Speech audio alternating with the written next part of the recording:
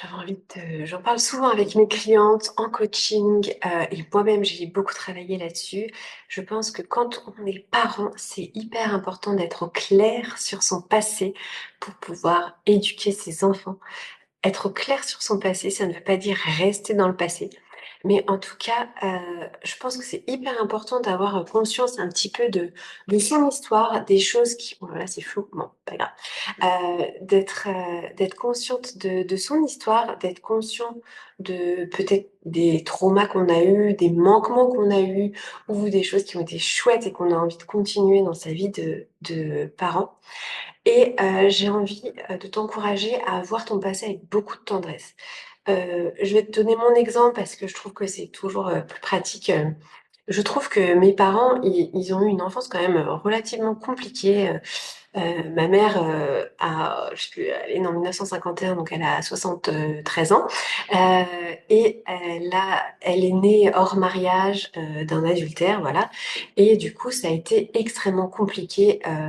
dans sa famille qui était assez traditionnelle, d'être l'enfant issu,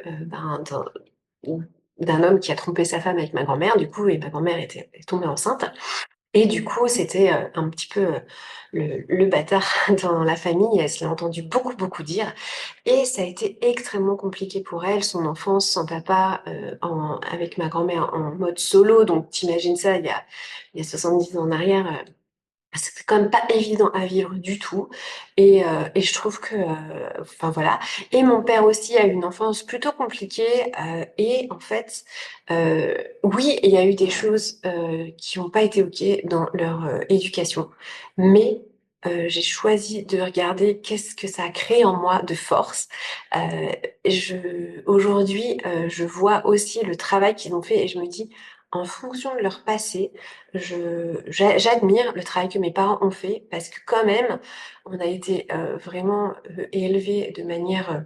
la plus bienveillante possible pour eux, en fonction de leur passé, en fonction de leurs connaissances, en fonction de ce qu'ils avaient eux aussi, vécu et l'état des connaissances et cetera.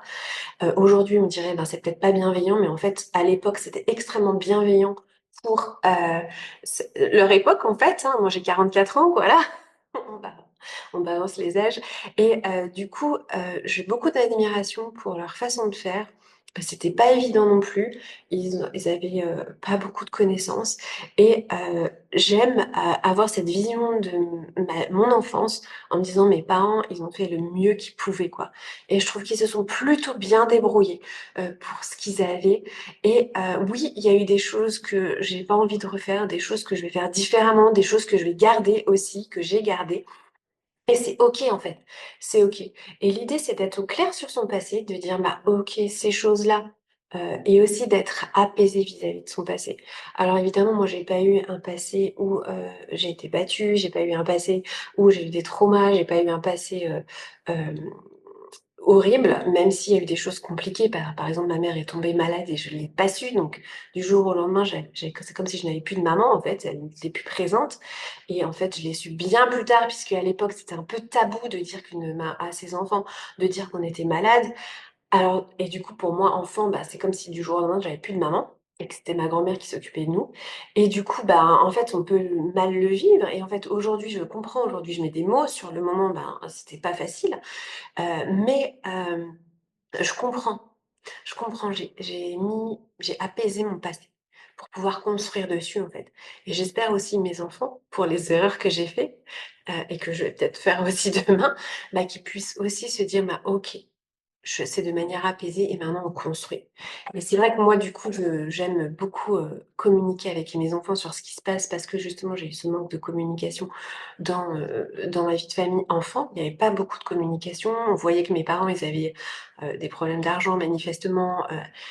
des problèmes, un petit peu, voilà de gestion des émotions et cetera, mais ils en parlaient pas, en fait et aujourd'hui, c'est vrai que moi, du coup, c'est quelque chose que j'ai construit en me disant: «Bah non, en fait, on parle des choses, on met à plat, on trouve des solutions, on travaille ensemble».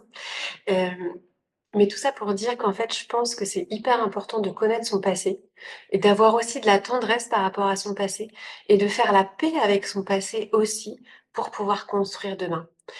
pour pouvoir se tourner dans l'avenir. Et à partir du moment où on reste bloqué dans son passé, où on commence peut-être à avoir de la rancœur ou à rester dans des blessures du passé, ben, du coup, ça va pas être OK de transmettre à tes enfants. En fait, tu vas avoir ton passé qui va traîner derrière et bien sûr, c'est un process. Bien sûr, c'est quelque chose qui peut se faire de manière accompagnée ou pas. Moi, personnellement, c'est vraiment la Bible qui m'a aidée, et beaucoup discuté et j'ai beaucoup discuté avec mes parents, hein, donc ce que je te dis aujourd'hui, je leur ai dit, donc il y a pas ils sont encore en vie et il y a pas de secret là-dessus et c'est chouette aussi de voir comment eux, ils ont aussi évolué par rapport à toutes ces choses-là. Et tout ça pour dire, l'idée c'est pas de rester bloqué dans ton passé, l'idée c'est de faire la paix avec, peu importe le passé que tu as, c'est de trouver, quelque chose qui va faire que tu peux être en paix avec ça, pour pouvoir construire tes enfants demain, en fait. Et à partir du moment où ton passé, il t'aide et il t'a donné des bons outils qui vont te propulser, qui vont t'aider, que tu as envie d'implémenter parce que tu dis: «C'est génial», bah, utilise ton passé pour ça et pour les choses qui ont été plutôt bloquantes, qui ont été un manquement ou des choses comme ça, je t'encourage à faire la paix et à construire dessus. Heu, déjà parce que parfois on a aussi tendance à se trouver des excuses dans notre passé pour pas faire face, parce que c'est douloureux aussi. Parce que souvent, ben, moi aussi, du coup, j'ai reproduit des erreurs, de mes parents et donc du coup, c'est pas agréable, hein, de se dire: «Ah,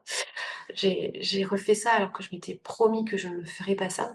et du coup, ben, ça pique un petit peu, c'est vrai et ça fait partie aussi de quelque chose que je trouve qui est hyper important en tant que parent, c'est de se remettre en question et c'est très douloureux, c'est pas facile, mais après il y a une grande liberté, mais ça sera le sujet d'une autre vidéo parce que je peux pas tout parler, aujourd'hui. Mais en tout cas, j'avais envie de t'encourager, aujourd'hui à faire, la paix avec ton passé, pour construire, l'avenir et pareil avec ton conjoint et pourquoi pas, ben, c'est l'occasion d'échanges avec tes enfants. Alors tu es pas obligé de tout dire. Moi, j'ai pas tout dit à mes enfants sur le passé de mes parents